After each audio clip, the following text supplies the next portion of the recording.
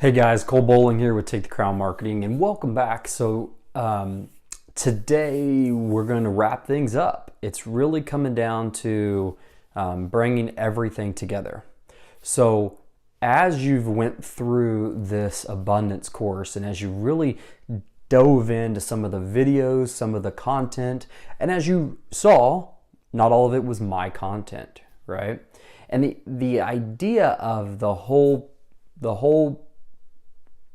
concept, the whole idea of living abundantly is really internal. So what I'd like to do in this video is talk to you directly, just talk, and focus in on what you should be experiencing as you move forward, right?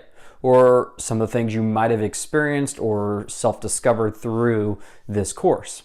Now, this course is not intended to be a big, whoa, like, oh my gosh, my life is like 100% better.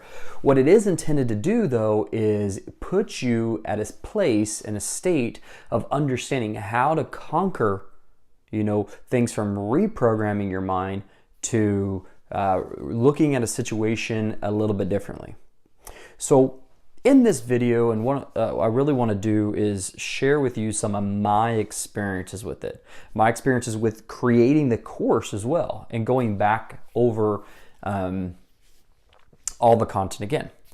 So one of the sayings that comes to mind for me more than anything is the saying about the man in the river. So the saying goes like this: no man ever steps into the same river twice, for he is not the same man, and it is not the same river. So I really want you to consider that. What does that really mean? What does that really mean in terms of abundance? Well, very simply, it's about growth. Now I want to show you something that this kind of represents, right? So the growth starts here. It's kind of like an idea, right?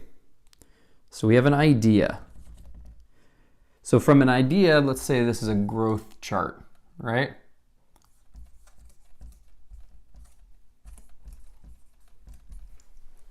So on this idea, we start with something. I have an idea to start a marketing company, or I have an idea to run a marathon, or I have an idea to build a house, or I have an idea to write code for a living, or whatever it may be. Like, it all starts with an idea, right?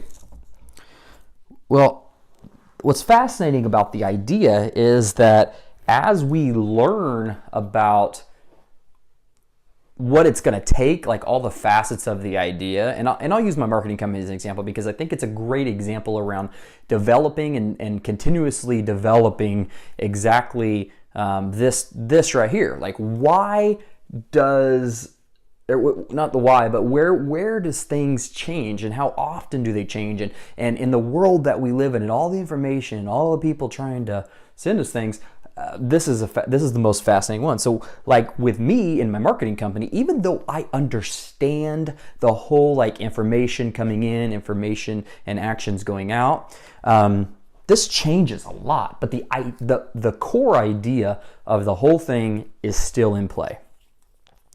Then we go to the how, right? So we've got to build a foundation. So let's just say this is a house, a really poorly drawn house. The house will fall if we don't have a good foundation, right? Very simple. Foundation, okay? So we take the foundation and we go through a process of understanding if it's knowing exactly what we need to do every day, what our desk is going to be, like whatever it may be. It could be how many computer screens or how many different calls you have to make, and how just knowing basic numbers and calculations and things like that. That's kind of inside the foundation. And typically most people will stay in the foundation for months, if not a year or more, depending upon how complex your idea is and your plan and what you're going to grow, right? So we take the idea of a foundation and know that we do not get to go to the next level until we have a strong one, okay? So we have the foundation idea, which is kind of all together, right? Then the very next one that we go to is concentration.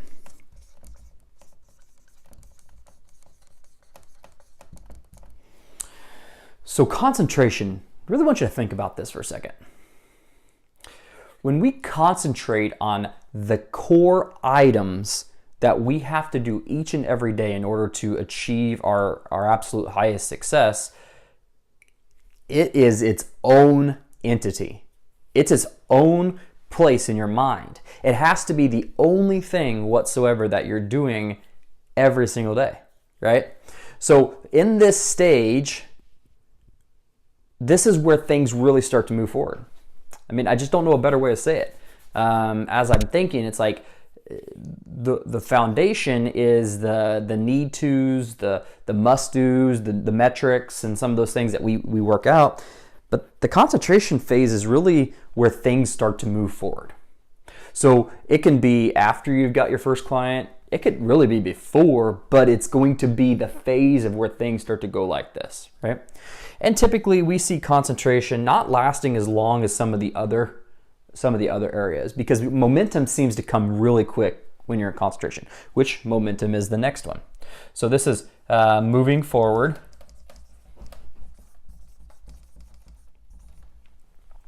And then you got momentum. So momentum, if I could spell momentum. Momentum, everybody knows momentum, right? It's actually a physics philosophy. A man in motion will stay in motion, right? If you think about your business and you wake up every single day at 5 a.m., you go out and you ride your bike, talking about myself, and I'm gonna go downhill, right? I can choose to take my foot off the pedal and just glide, but that doesn't do anything for my, my exercise, right? So I choose to keep going. And if I did just let it go, it would go, and I've got momentum. I'm gonna go a little bit further and a little bit further and a little bit further. Well, flip that over to your business. Let's say you're a painter. Let's say you own a car dealership or whatever it may be. Once you get that first sale, you get that adrenaline rush. Once you get that 10th sale, it's typically a different adrenaline rush. It's still adrenaline, but what's now happening is you're starting to see that a business is forming, or you're starting to see that there are things that are happening now that are embedding for your future, right? So the momentum stage, the one thing that I love about momentum more than anything is it weeds out all of those, all that minutia, all that extra stuff that's just blocking you from getting the most efficiency. Like, I can say that this is the area that I fall back into the most. I always want to say I'm going to go back and redo my foundation, but it's really not true. The foundation is set. It's in place. It's rolling. It's happening. The ideas are, the core ideas are still going to be there, right? We still know the numbers that it's probably going to take to hit that goal, right? But what's really fascinating is this is the 20% range. So what that means is, and we've talked about this, 20% of your activities will result in 80% of your money. But here's what's fascinating. If you end up in this area right here, the 80%, you end up back here. This is actually this spot. So the 80% is actually the concentration. Which is funny because that's not concentration. What that really says is, and it's probably not the word concentration, it's probably distraction. So let's just say that. This is the distraction phase. Concentration is your distraction phase. So let's say we don't go back. Let's say we get so good at, I know what I have to do each day and everything else is somebody else's job, right? And that is the momentum. This is probably the most challenging phase to get out of too. It's easy to fall back into the other ones, but getting out of, when I mean getting out of, is growing to that next level. You have to grow as a human. You have to go through people. You have to go through a lot of people.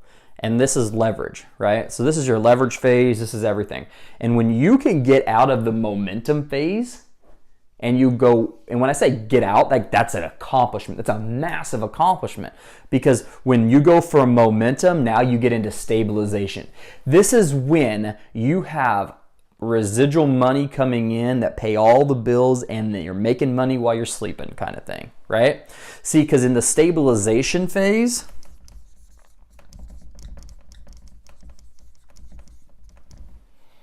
this is when your systems work for you. What do I mean by a system that works for you? Well, it's actually quite simple. A system that works for you is something you have in place that will work when you are not there, right? Some people use robots. Some people use actual humans. Some people use technology that would be just a simple like e-commerce site or something like that, right? There's all these things available for you to make money while you sleep. So I gotta ask, are your systems so good that you're making money while you're sleeping? Think about it. Now, here's where it gets really cool. Typically by this time in an organization, we're probably gonna have 20 people or equivalent, maybe virtual people, maybe some technologies that are like bots, robots, things like that. We're going to have approximately the equivalent of 20 people when we get to this level. And what's really fascinating about that is that's when you as an owner can step out. You can step out of your business completely and know that it's going to operate. In the real estate business, this is what we call the 7th level, right? This because the very next level is mastery. So the fun thing about mastery is this is when it all works. It all works. Funny thing is, it all works and then you get to decide who works. Interesting, huh? Because think about this. If you get to decide who works, is it usually going to be you? See, this is about abundance, right? This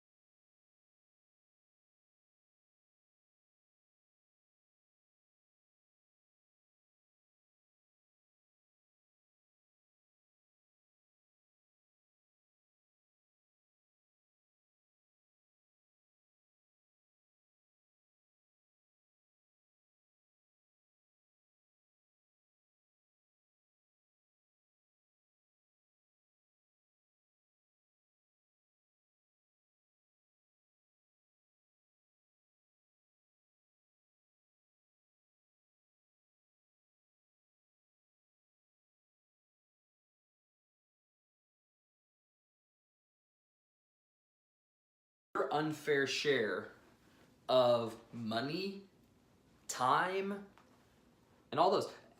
Side note, you know the one thing that rich people, and I'm talking like uber rich, like Bill Gates rich, $80 billion rich, right?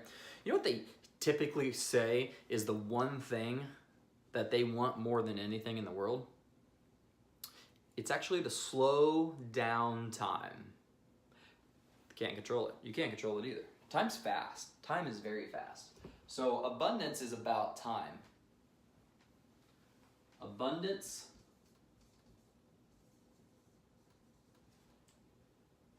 equals time. So let's keep going with this idea. I lost my lid. So as we keep going with this idea, one of the things I want to point out is mastery is the best. It typically takes about 10,000 hours at a job or a career or a profession to be the master at it, right? Great example. I was a business coach. I was a MAPS coach for Keller Williams Realty International.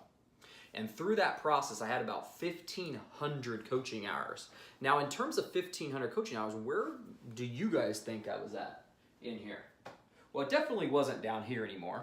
It definitely wasn't in foundation, right? Foundation was like, I'm drink from a water hose, right? That somebody else set that foundation, right? That foundation was in play for me. And then I had my own foundation, which was my schedule, understanding how that worked. And that took about 6 to 8 months to get done. Now, after about a year in, I learned the difference between concentration and momentum, right? I always felt like I was in the momentum phase in that first 6 to 8 months, but it really wasn't. I was just like trying to play catch up, right? I was like, seminar this, seminar that, I'm telling you this, look, hey, here's a great idea, right? Well, what changed was when I really understood this number, the 20%. Why was I able to coach 35 mega agents doing massive numbers? At the height of my coaching, my clients were at about 9 million in GCI. Think about that. I was coaching 35 people to make $9 million in one fiscal year. I was only able to do that because of the 20%.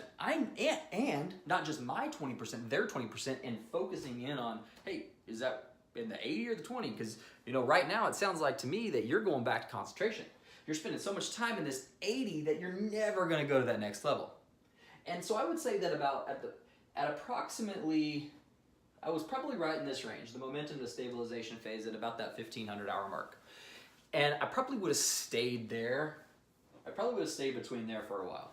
Now, earlier I said this is going to be one of the biggest areas, and it does, because it really kind of teeters a little bit. The systems do work for you, but here's the thing. This is shiny. This is fun. This is sexy. The 80% can be sexy, guys, and that's the problem. A lot of people think, oh, you just got to focus in on your 20. I'm just going to tell you right now, that 20% is boring. It ain't sexy. It ain't exciting. Most people don't do it.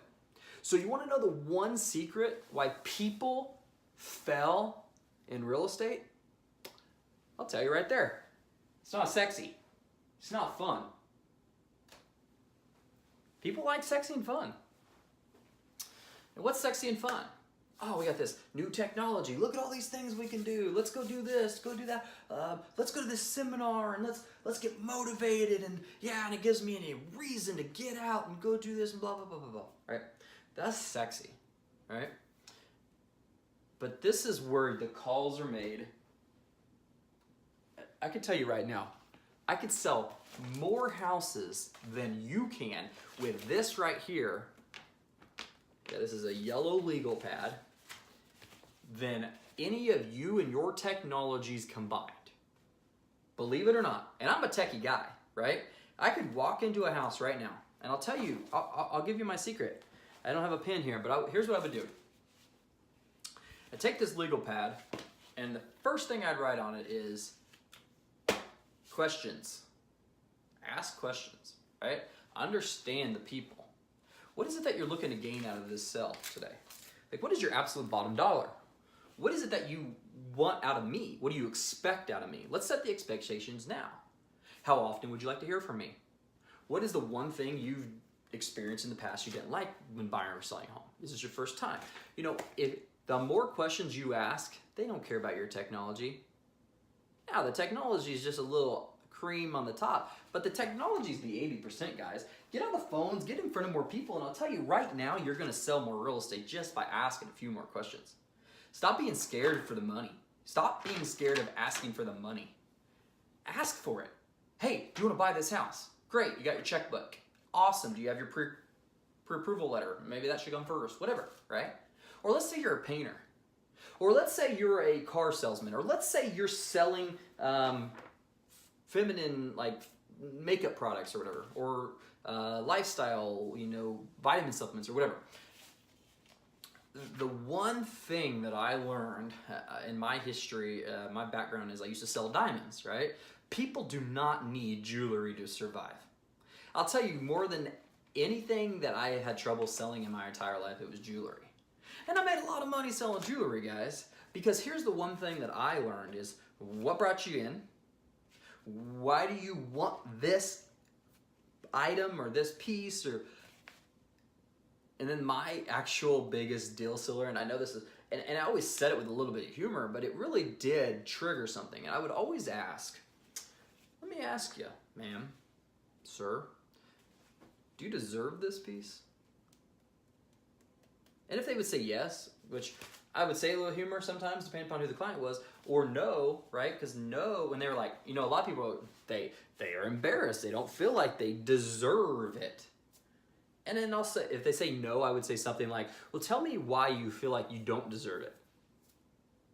And you listen to them, and you figure out a word or two they say. Well, see, most people won't give you a good example of why they don't, but they don't want to say they deserve it. They want to say, no, I really probably don't deserve it, believe it or not. So you have to have use the words back, right? So I would always say, do you deserve it? Do you want it? Then buy it. I can do it in two ways. Do you have a card, or would you like to finance this? We can make it really simple, really quick, and guess what? You're gonna love it, you're gonna always be happy with it, and so forth, right? Same thing with a car, right? Now, I don't have to tell car salespeople this, because car salespeople are great at this. They are annoying, right? I mean, if you're a car salesman, you're watching this, like, no offense, but this is true. Like, we go look at cars on Sunday so that we don't have to talk to you. And as realtors, we're getting that same treatment from the client. So you just got to be minimally invasive. Ask some questions if they're tired of your questions, and stop asking questions. Then follow up in a week and ask more questions. So just something to consider there, right? So as you're going into a growth phase and all of those things, remember one thing. This right here is the difference between success and failure. Success happens in the 20. Failure happens in the 80. But 80s, it's sexy. It's super sexy. So keep that in mind. Okay, so keeping on with our agenda today, I want to round out this course in a couple different ways. One, I want you to look back and a homework assignment here, and I would like you to email it to me. I'd like you to send over to me your biggest aha from this event, or from this course, right? And then I want to go back to the saying, right? The saying was, no man ever steps into the same river twice. It is not the same river, and he is not the same man. You see, what you learned yesterday is not the same as what you will learn today. And you'll grow, right? This is the growth chart, and this is how this all started. And with the growth chart, what we can do is we can take the growth chart and we can go to a level that you can be a different person. See, the river and the current changes as it flows. It changes the rocks, it changes the mud, it changes the shape and the size depending upon the rain. Now I have to ask you, and this is what I want to leave you with. Are you changing with the current? Are you changing with the way things are as they come to you? Are you growing as a person? Are you growing as a team member? Are you waking up each day, spending a few minutes on you, spending a few minutes on your mind, spending a few minutes on a team growth item, learning a new topic, learning a new project, anything like that? If you're not, I really hope you consider doing that. And also, in the meantime, what I'd really like you to do is send to me your aha. Like I said, as the homework assignment, I really would like you to do your aha assignment. But not just write it down. Here's what I'd like you to do. Take your aha, and I want you to break it down into the 7 categories of the one thing. So if your aha was, let's say my 80-20 here, right? This is a great example. The 80-20 in the 7 areas. So 80-20 in my spiritual life, right? Like spiritual life is internal. Like where am I living? How much of that is my sexy time, right? Like how much of that is, and I say sexy time, that sounds really bad. But what I mean by that is how much of that is not actually productive to me because I'm like, oh, there's Facebook, or oh, what are they doing now? Or oh, look at this new hot video I want to watch. Like that's not the same thing, guys. And then, you go to the next one and you got your physical. Now, I'm actually doing pretty good with the physical. When we started this course, one of the things that I told you guys was that I was dining and exercising more and more often. And I can tell, and I think you guys can tell too, my double chin's starting to go a little bit lower. I like that. So consider that. So I would talk about that. And then I'd follow it into my personal life. How much time am I spending with my kids? You know, as I'm recording this, I just had a son, right? Am I spending as much time as I'd like? Not bad, right? I got to work during the day. We got things to do. But ultimately, yeah, I'm doing pretty good. And then we roll into your key relationships. Now, this is an area that actually comes and goes. See, most of the key relationships in my life are people that I do see regularly. And then like best friends and things like that that I'm really close to, they're mostly out of town and other places. So it becomes really challenging to have a deep relationship with those people regularly. But, huge but, I do everything I can to make it happen. Then I'll follow up with my job. So my job right now, every single day, is to bring in business to my marketing company. Period. Then I followed up with my business. My business responsibility is to make sure my marketing